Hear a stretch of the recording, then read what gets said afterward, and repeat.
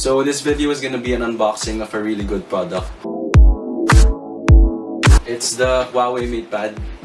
Ayan, and it came in with this case. It came in a few days ago, pero hindi ko pa talaga siya tinitingnan kahit man lang buksan yung plastic whatsoever. So, open ko na siya.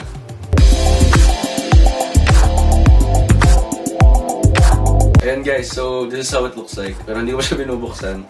And the box also came in with its charger and adapter. So ito yung adapter niya. And then I think yung charger nandito. Ayan. Tinanggal ko na yung naka-wrap sa kanya. Tapos dito siya nakalagay. So anyway guys, ngayon isi-set up ko na siya. We're gonna open it and we're gonna see how it works. Sabi ko sa inyo guys, hindi ko pa talaga siya nasa-set up whatsoever. Ayan, nandito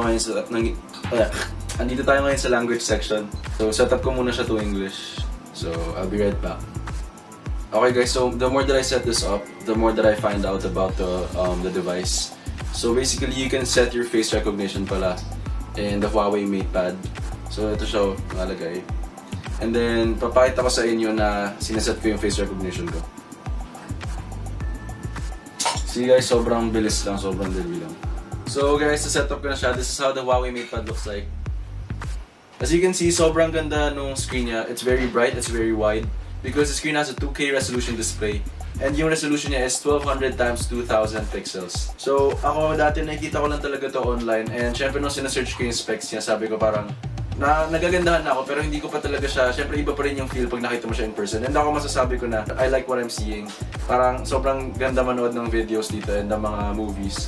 And also YouTube videos, which I always do. So on top of the display, napakaganda ng sound quality niya. Why? The Huawei MatePad does not only have 2 speakers at the bottom of the device, but it also has 2 speakers on top, which makes it 4 all in all. So pag nanonood kayo guys sa movies or if you're listening to music, yes, maganda yung sound quality niya because yung pinoproduce niya na music, it comes from both sides. That makes it all in all very pleasing to the ears. So ito guys, paparinig ko sa inyo kung gaano siya kalakas. Naka-maximum na yung volume niya. Ito na yung music.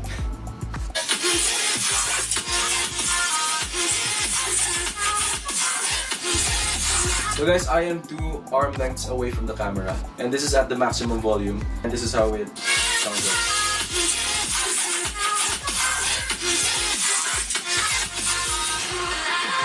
So malakas siya and it's very good, especially if ayaw mo na mag-earphones or whatsoever. Or if you're watching with your friends or kaya your family inside the house. This is gonna be a good one. In terms of performance, I also like it because it's very easy to use. It's very manageable. You can switch between apps without having to stress yourself out.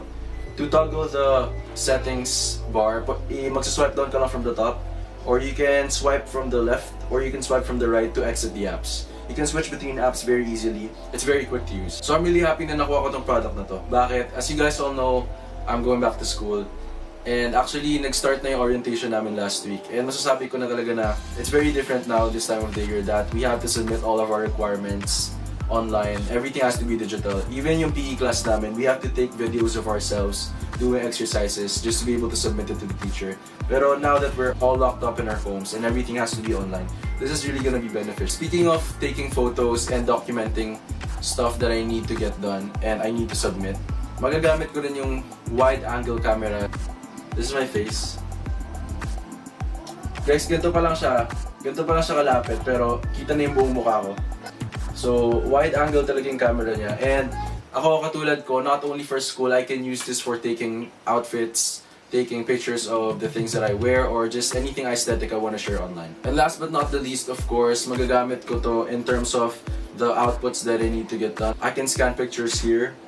I can take pictures of my outputs. I can also do assignments here. I can do my research, I can type in my reminders, and all of the stuff that I need to accomplish. So overall, I really like this product. Kasi ako naman, as a student na madaming ginagawa. And of course, syempre napapagod rin ako. So for leisure time, this is gonna be very enjoyable. Kasi malawak yung screen niya, maganda yung sound quality niya if I wanna watch videos. Syempre kayo rin, if you guys are taking a break from your schoolworks or from anything that you're stressed about. This is a really good entertainment tablet. And I also like it kasi syempre sa bahay, paikot-ikot ako.